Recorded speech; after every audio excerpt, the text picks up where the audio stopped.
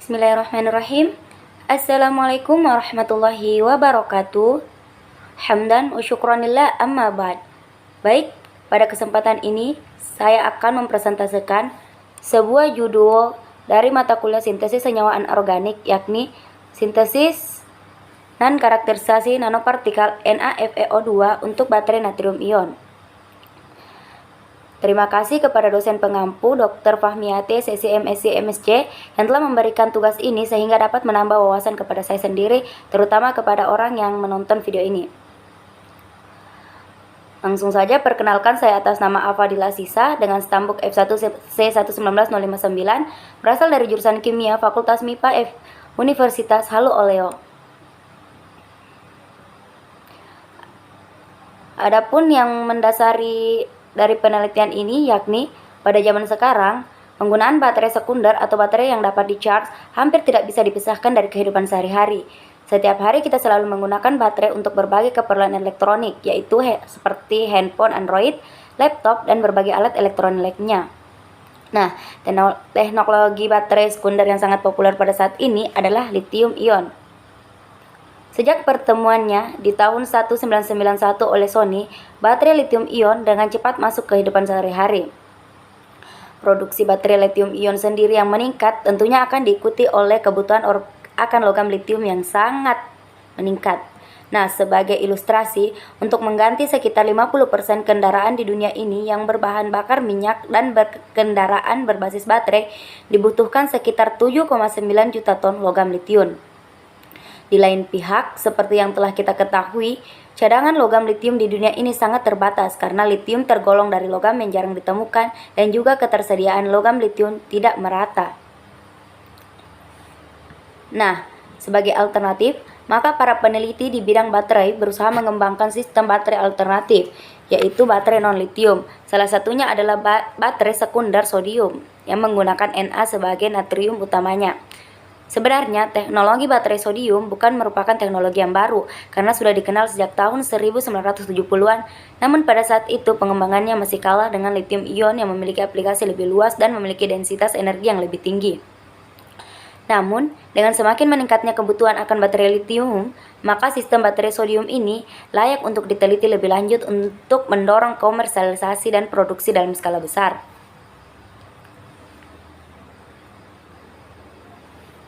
Nah, terdapat beberapa alasan juga untuk digunakan penelitian terkait sistem baterai natrium ion ini. Alasan yang utamanya tentu karena ketersediaan natrium yang sangat melimpah dibandingkan dengan lithium.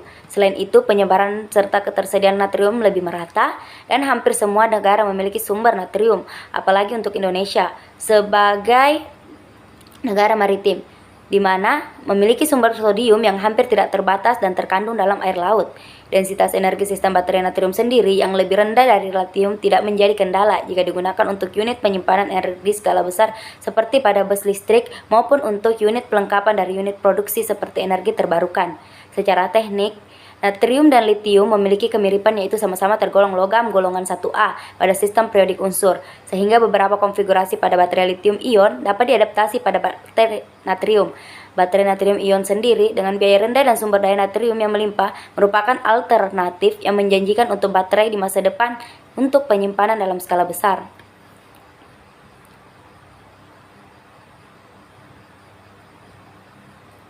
Nah, adapun senyawa-senyawa yang digunakan untuk membangun NaFeO2 yakni yang pertama natrium atau Na. Natrium sendiri merupakan bahan katoda yang memainkan peran penting dalam menentukan kinerja elektrokimia untuk bahan baterai natrium ion karena ukuran Na yang besar dibandingkan dengan lithium. Nah, Fe sendiri telah dianggap sebagai bahan katoda yang menjadikan karena sumber besi yang melimpah, tidak beracun dan mudah. Oksigen sebagai bahan tambahan, sehingga dapat menghasilkan senyawa natrium ferit atau NaFe2. Adapun keuntungan yang terdapat dalam pembuatan baterai natrium ion sendiri, yaitu NaFe2 merupakan salah satu bahan katoda yang menjanjikan untuk baterai natrium. Selanjutnya, menggunakan natrium anoda, logam juga memiliki sintesis mudah dengan kinerja yang luar biasa. Nah, natrium ferit sendiri dapat disintesis dari bahan alam, yaitu dari biji kastanya. dilakukan preparasi terlebih dahulu kepada sampel dan disintesis menggunakan metode solvothermal. Nah, sehingga terbentuk nanopartikel NaFe2.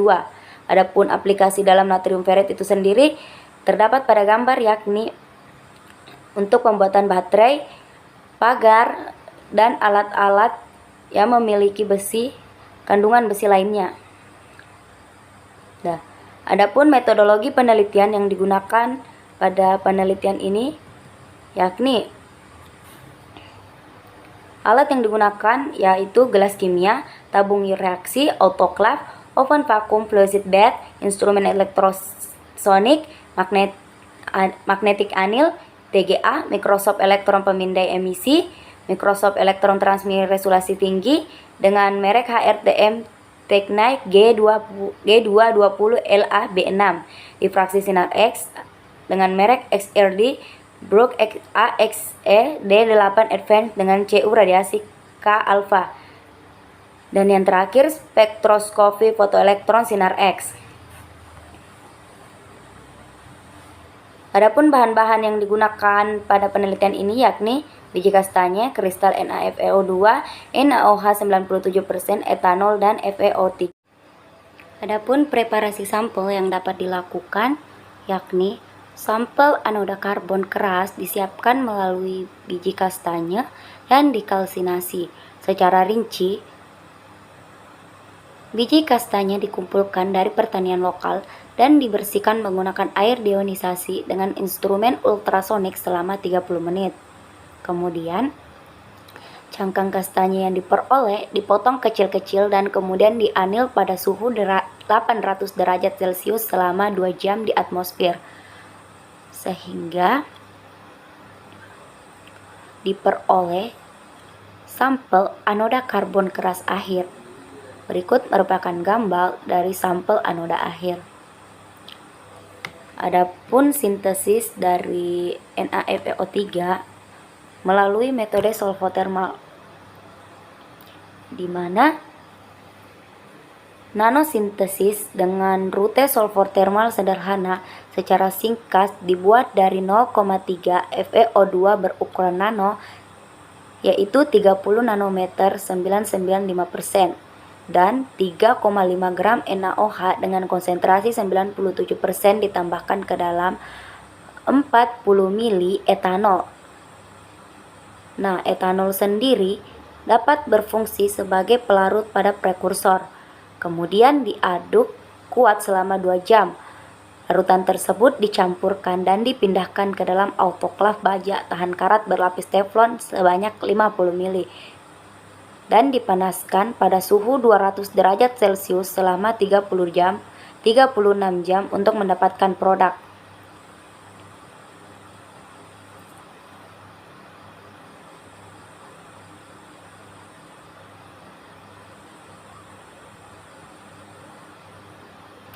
Produk yang telah didapatkan tadi dicuci secara menyeluruh dengan etanol dan metanol. Kemudian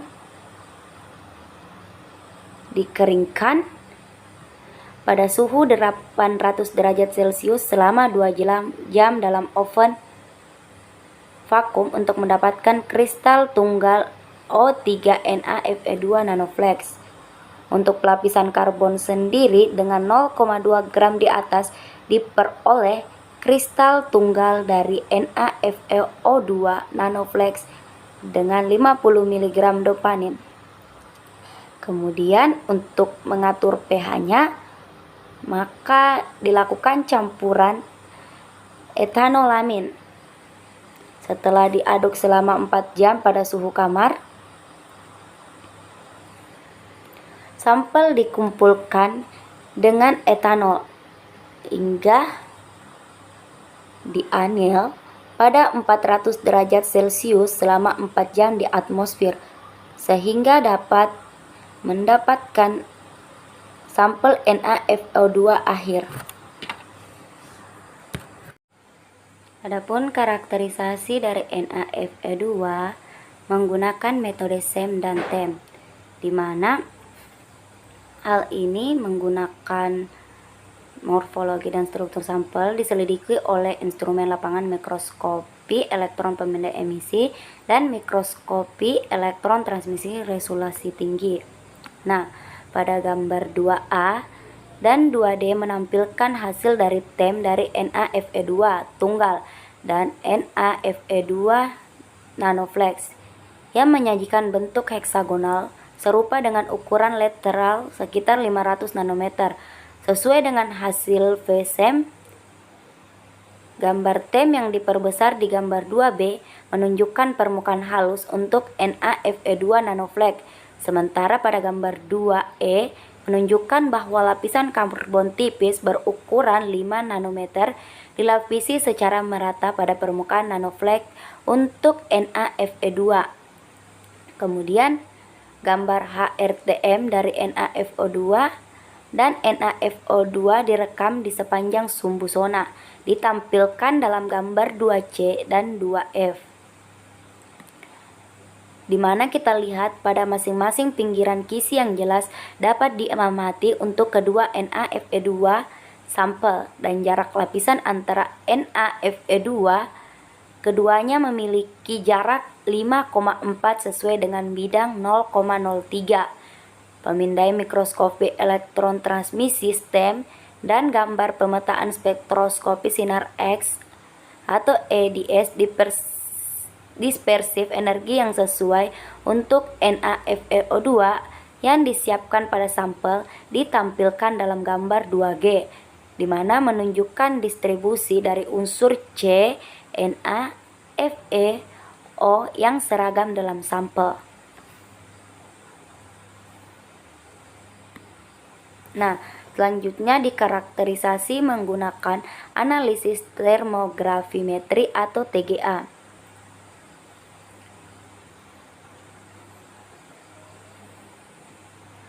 Di mana kandungan karbon komposit diukur dengan analisis termografi di udara dengan laju pemanasan 10 derajat Celcius minimal 1 dari 30 sampai 650 derajat Celcius.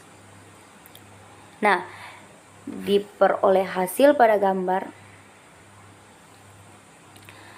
NaFe2 sampel dapat dilihat pada gambar menunjukkan dekomposisi polidopamin terjadi selama 550 derajat Celcius dan kandungan karbon dalam NaFe2 sekitar 5,8% berat sampel.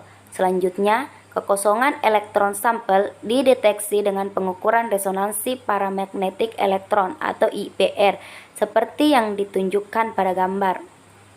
Hasil yang diperoleh menunjukkan sinyal IPR serupa di sekitar 2,005 dibandingkan dengan FeO2 pada sampel.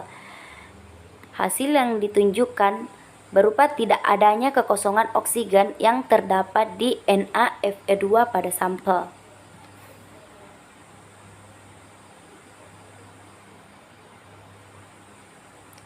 Selanjutnya, karakterisasi menggunakan analisa XRD, di mana analisa XRD merupakan analisa yang digunakan untuk menunjukkan suatu informasi kristalografi dan kemunian fase sampel dicirikan oleh difraksi sinar X. Nah, analisa struktur terperinci menggunakan situs XRD ditunjukkan pada perubahan warna etanol F3 dengan kandungan metanol selama proses reaksi solvotermal seperti yang ditunjukkan pada gambar 3A. XRD berfungsi untuk menganalisa fase suatu material berupa serbuk atau padatan dari bahan anorganik. Seperti yang kita lihat pada gambar 3A, menunjukkan informasi untuk pola XRD awal dari FeO2. Sebuah puncak difraksi diterapkan ke heksagonal dari FeO2 fase solvotermal. Intensitas puncak 0,12 110, 0,24, 116, 214, dan 300 secara bertahap menurun, dan dua puncak difrasi baru sebesar 111 dan 0,22 ditugaskan ke publik FeO2 muncul dalam pora XRD, menunjukkan bahwa NaFeO2 sudah mulai berubah menjadi FeO2 ketika waktu reaksi sulfur termal hingga 5 hingga 6 jam. Semua puncak difraksi NaFe2 menghilang sepenuhnya dan sebuah puncak difraksi baru dapat diterapkan ke publik. NaFe2 fase pada pola XRD menunjukkan bahwa Fe heksagonal tidak aktif.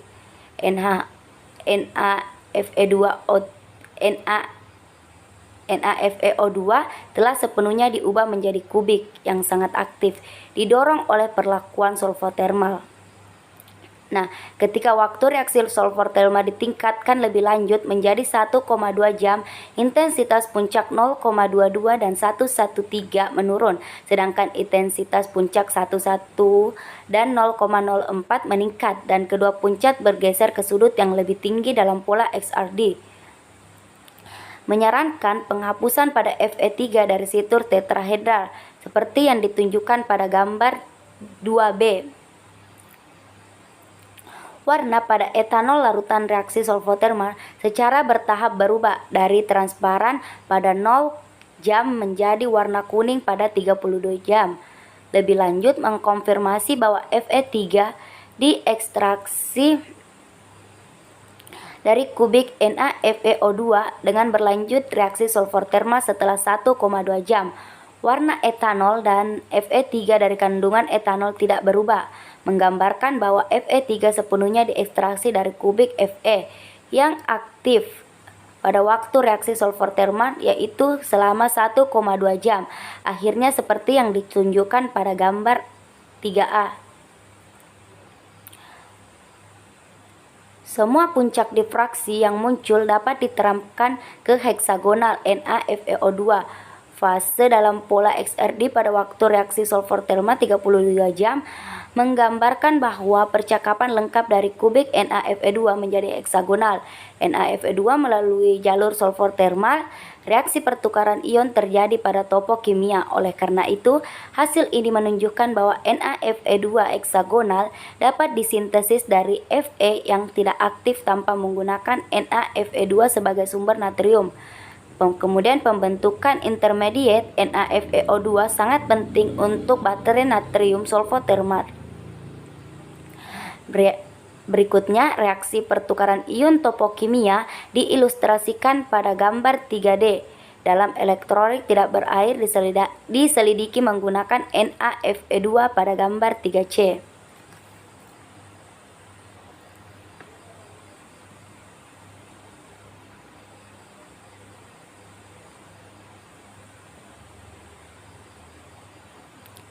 Nah, untuk lebih memahami peningkatan stabilitas struktur NaFe2 elektroda, peneliti melakukan pengukuran spektroskopi massa elektrokimia diferensial atau yang disingkat dengan DEMS untuk menyelidiki CO2 pada proses pengisian atau pengosongan pertama, dan pengukuran XRD situ untuk menyelidiki variasi struktur dari dua elektroda setelah uji siklus, dan hasil yang diperoleh disajikan pada gambar berikut.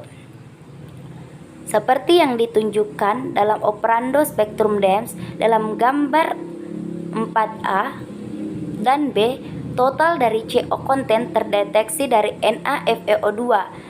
Na setengah sel secara signifikan lebih tinggi daripada NaFeO2C. Na setengah sel CO2 gas berasal dari elektrolit yang bereaksi dengan NaFe2 elektroda selama proses charge karena permukaan Na yang terbuka. Yang sangat oksidatif dapat menyebabkan oksidatif elektrolit membentuk CO2 gas dalam sistem. Gambar 4C menunjukkan bahwa spektrum XPS tingkat intip Fe2P dari NaFe2 dan NaFe2 elektroda pada status muatan murni dengan tegangan 3,4 volt, diketahui bahwa Fe hanya muncul dari NaFe2 sampel dan secara bersamaan NaFe2 permanen sampel yang diperoleh dari Fe yang jauh lebih tinggi. Dari NaFe2 sampel pada status pengisian akhir dengan tegangan 3,4 volt selanjutnya menunjukkan oksidatif elektronik parsial oleh permukaan Fe yang terbuka dari Na dan Fe2. Banyak puncak difrasi baru yang dianggap berasal dari spinel NaFe2. Fase yang muncul dari siklus pertama terdapat pada gambar 5D yang diterkaitkan dengan transisasi fase berlapis spinel melalui migrasi Fe dalam struktur berlapis. Namun pada fase spinel seperti itu tidak digambarkan dari NaFeO2 elektroda yang diyakini disebabkan oleh Fo yang diperkuat oleh oktahedral dengan panjang ikatan FeO yang lebih pendek. Nah, ikatan ini menekan migrasi ion Fe dari lapisan FeO ke lempeng. Setelah 100 siklus, NaFe bersama fase sesuai dengan antarmuka elektrolit padat terbentuk pada permukaan NaFe elektroda dapat dideteksi dari XRD untuk NaFe.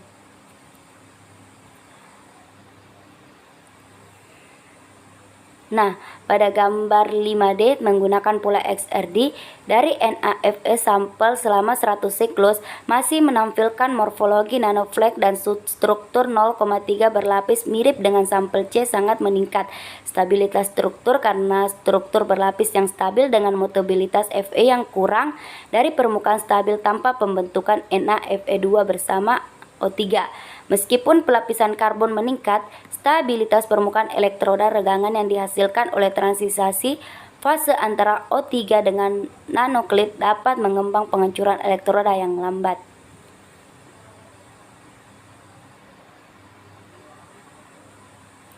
Nah, itulah tadi hasil pemaparan materi dari saya.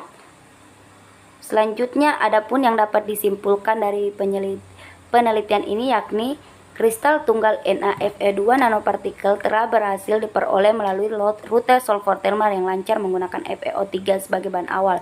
Rute sulfur thermal dapat mengubah Fe yang tidak aktif menjadi FeO3 yang aktif dan selanjutnya membentuk kristal tunggal NaFe2 melalui proses Na plus Fe3 plus reaksi pertukaran ion topokimia. Akhirnya NaFe bahan elektroda diperoleh dengan menganil NaFeO2. Nah, penelitian ini saya kutip dari jurnal Suang YDKK tahun 2021 dengan judul Nanoflex Prepare Photochemical Reaction for Sodium Ion Battery dengan jurnal Studium Material. Mungkin itu saja hasil pemaparan materi dari saya. Kurang dan lebihnya mohon dimaafkan. Saya akhiri dengan ucapan wassalamualaikum warahmatullahi wabarakatuh.